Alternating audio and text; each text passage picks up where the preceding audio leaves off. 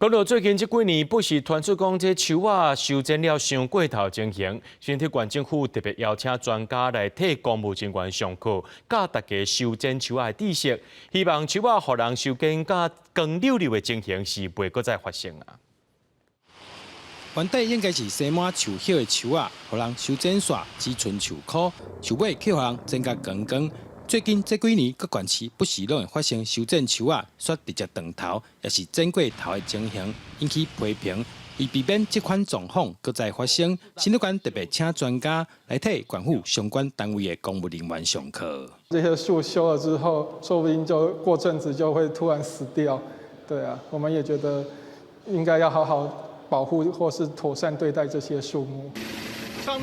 上头那个枯的。专家搁带大家来到外口，透过实际操作，教大家修剪时要注意的所在，以及安怎修剪，才袂去伤害到树仔的健康。你要了解这棵树的特性，这棵树可不可以耐修剪？有些树没有办法耐修剪，有些树可以。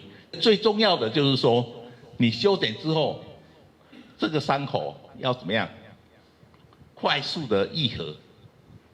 好，不要修剪这个伤口，变成腐朽进到主干的通道。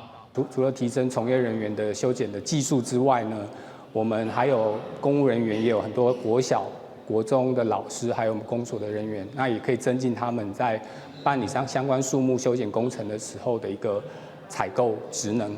专家讲，其实一开始，什么所在选择适合种什么款的树种，是比后来修剪树仔以外更加重要的代志。这部分就要看树仔生长了后的大细枝以及树根的发展有真大的关联性。记者杜君和新竹报道。